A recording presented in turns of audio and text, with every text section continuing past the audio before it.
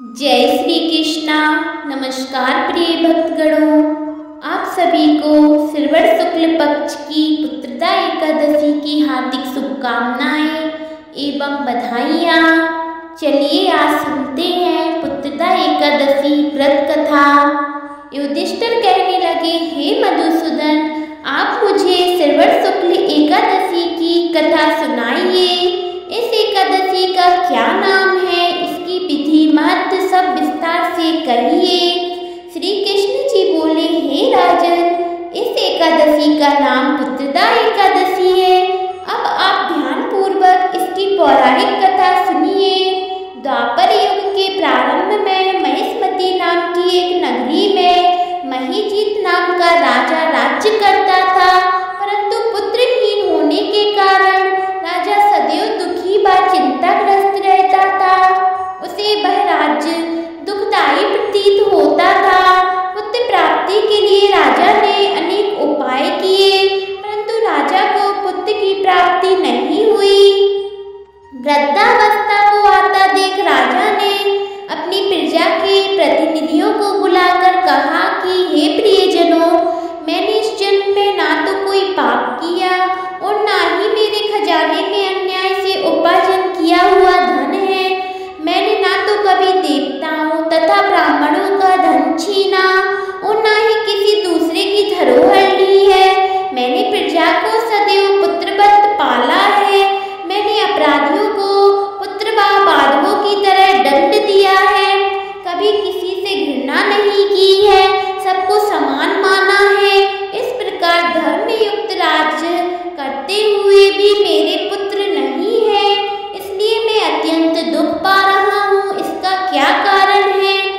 राजा महीजीत की इस बात को विचारने के लिए मंत्रीगण तथा प्रजाजन प्रतिनिधि वन को गए और वन में जाकर वे राजा के हित के लिए किसी श्रेष्ठ तपस्वी की खोज में लग गए।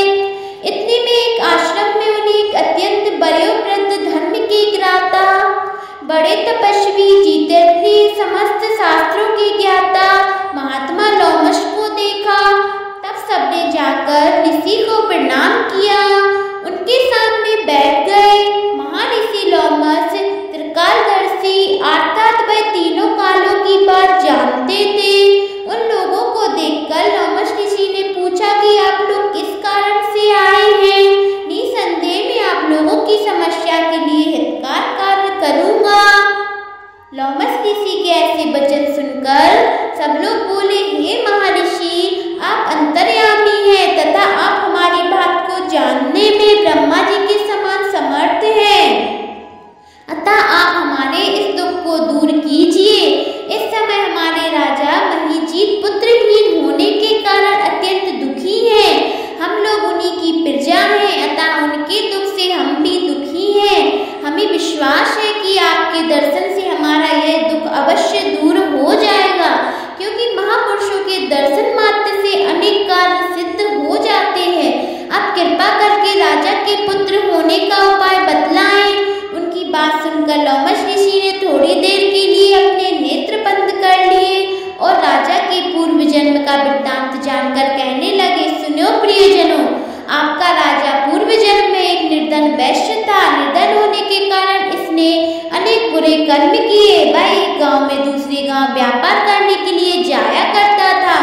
एक समय जेठ मास के शुक्ल पक्ष की द्वादशी के दिन मध्याह्न काल के समय जब वह वो 2 दिन भूखा प्यासा था, एक जलाशय के पास वह जल पीने गया। इतने में वहां एक बछड़े के साथ प्यासी गौ जल पीने आ पहुंची।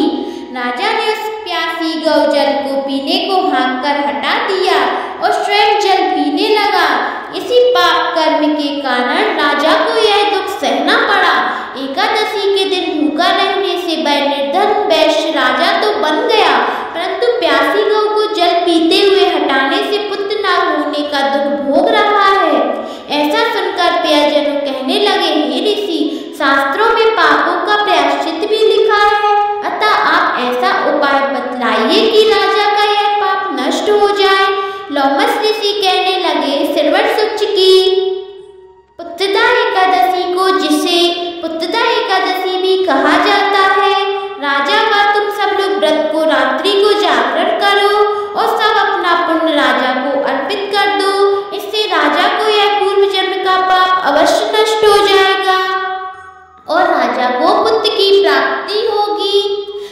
लौमस ऋषि के ऐसे वचन सुनकर मंत्रियों सहित सारी प्रजा नगर को वापस लौट आई। जब श्रवण शुक्ल एकादशी आई तो लौमस ऋषि की आज्ञा अनुसार राजा सहित सबने पुत्रदा एकादशी का व्रत और जागरण किया। इसके पश्चात द्वादशी के दिन भगवान से प्रार्थना करी उनके इस व्रत के पुण्य का फल राजा को मिले। उस व्रत के प्रभाव से रानी ने गर्भ धारण किया और प्रसव काल समाप्त होने पर उसे एक बड़ा तेजस्वी पुत्र उत्पन्न हुआ। हे राजन, इसलिए इस श्रवण शुक्ल एकादशी का नाम पुत्रदा एकादशी पड़ा। अतः संतान की सुख की इच्छा रखने वाले इस व्रत को अवश्य करें। इसके महत्व को पढ़ने व सुनने से मनुष्य के सब पापों से मुक्त हो जाता है और इस लोक में संतान सुख भोग परलोक में सुख को प्राप्त करता है। बोले श्री वृंदावन बांके बिहारी लाल की जय। आप सभी को पुत्रदा एकादशी की हार्दिक शुभकामनाएं। पुत्रदा एकादशी के व्रत करने से संतान प्राप्ति होती है। इस व्रत को करने से सभी पापों का नष्ट होता है।